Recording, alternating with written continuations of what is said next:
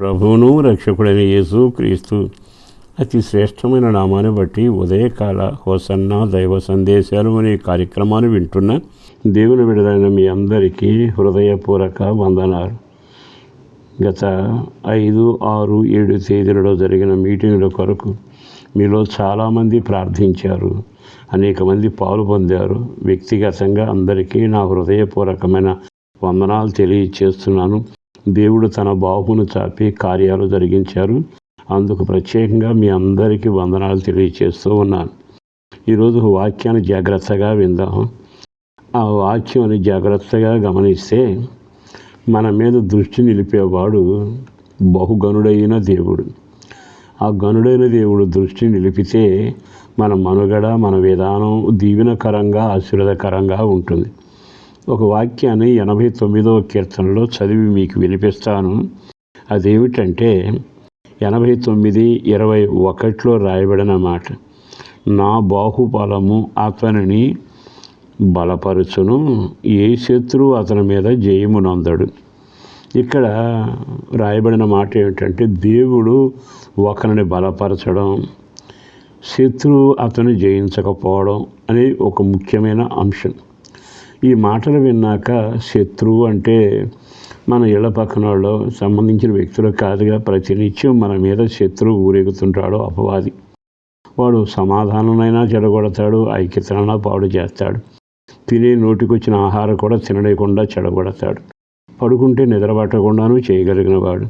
అపవాది క్రియలు ఎక్కువవుతున్న ఈ దినాన్న నేను కుటుంబాల కొరకు ప్రార్థన చేస్తూ ఈ విషయాన్ని మీతో చెబుతున్నా. మీ కుటుంబాల్లో శత్రువు ఏ కోణంలో అంటే, కొన్నిసార్లు పెంచుకున్న పిల్లలు దారి తప్పి వాడు మాట్లాడే తీరు శత్రువు కంటే హీనంగా ఉంటుంది. అంటే మన వ్యక్తిగత జీవితంలో ఎక్కడో శత్రువులు లేరు, పిల్లల్ని పాడు చేసి వాళ్ళ హృదయాలను పాడు చేసి దుష్టుడు చేసే కార్యం. అంటే ఆ విధంగా ప్రతి మనిషి శత్రువు తాకిన తాకు. ప్రతి ఇంట్లోకి వెళ్ళండి, శత్రువు ఏదో కొందరు కూతురు, కోడలు, లేకపోతే స్నేహితులు, ఎవరి ద్వారైనా సమస్యలు వస్తూనే ఉంటాయి. కానీ నేను కోరుకునేది ఏమిటంటే, మీరు కానీ దేవుని పక్షాన ఆయన వైపు చేతులెత్తి మొర్ర పెట్టగలిగితే ఆయన అంటున్నాడు, నా బాహుబలం అతన్ని బలపరుస్తుంది అని. దీనికి కారణం ఏమిటంటే 19వ వాక్యంలో ఉన్నాడు, ఒక సూర్యునికి నేను సహాయం చేశాను. అంటే ఎవరి మీద ఆయన దృష్టి ఉంటుంది అంటే ఒక శూరుని మీద ఉంటుంది. శూరుడు అంటే పోరాడాలని తపన ఉన్నవాడు, సాధించాలని ఆలోచన కలిగిన వాడు, పరుగెత్తడంలో నియమాన్ని పాటించేవాడు. మనం ఎప్పుడైతే దేవుని పక్షాన ఈ చిన్న చిన్న సమస్యలు, తలనొప్పులు, విపరీతమైన శోధకుడు కార్యాలు లయపరచాలి అనే ఒక దృష్టి నీకుంటే, ఒక శూరుడిలాగా నిన్ను దేవుడు స్థిరపరిచి బలపరుస్తాడు. నీకు పాపాన్ని జయించాలని కానీ, ఈ సాతాను జయించాలని ఆశ లేక, నా కర్మ, నా రాత, నా పరిస్థితి అనుకున్నంత కాలం ఆయన కూడా ఏం చేయలేడు. నీలో సాధించాలి, జయించాలి, ఈ చిన్న చిన్న సమస్యలను అధిగమించాలి అనే ఒక పట్టుత్వం కనబడితే ప్రభు అంటాడు, ఇతను నేను శూరునిగా చేసి నా బాహు అతనికి తోడుగా ఉంచుతాను అని. ఈ మాటలు విన్న ప్రియ దేవుని బిడ్డలారా, పౌరుషత్వం మనలో లేకపోవటం, శూరుడిగా నిలబడకపోవటం, అధిగమించాలనే కాంక్ష లేకపోవటం, చాలాసార్లు మెత్తని వైఖరి మనకు ఉంటుంది. అది ప్రమాదకరం. నీ జీవితంలో ఏ సమస్యనైనా ఎదిరించాలని ఒక శూరుడిలాగా, అంటే నేను సాధించాలని పట్టుత్వం కలిగి ఉంటే అట్టి వారికి ఆయన చేయూతనిస్తాడట, బలపరుస్తాడట. శత్రువు ఎవడు అతను ముందు నిలబడు. మనం ఎప్పుడైతే పిరికివాడిగానో, చేతగాని వాడిగానో, నా రాత, నా కర్మ అనుకుంటూ మనలోని ఆసక్తి లేకపోతే ఆయన ఏం చేయలేడుగా.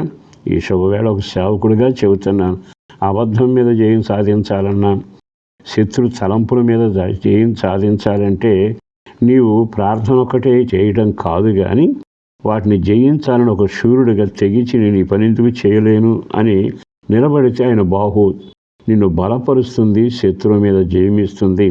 ఆయన దృష్టి ఎప్పుడు నీ మీదే ఉంటుంది. అప్పుడు నీ జీవితం ఎంత దీవెనకరంగా ఉంటుంది. మరి ఈరోజు ఇన్ని సమస్యలలో నువ్వు సూర్యుడిగా ఆసక్తిగా నేను దాటాలి, పోరాడాలనే అనుభవం ఎందుకు రావటంలా?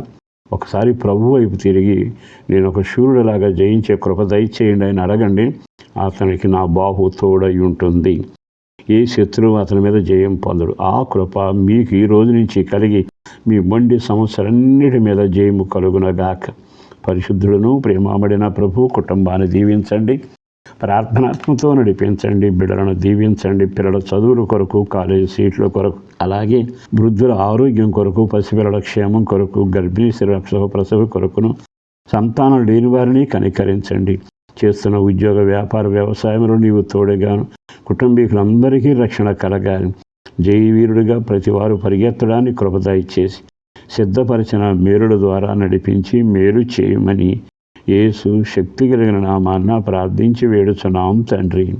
ఆమెన్.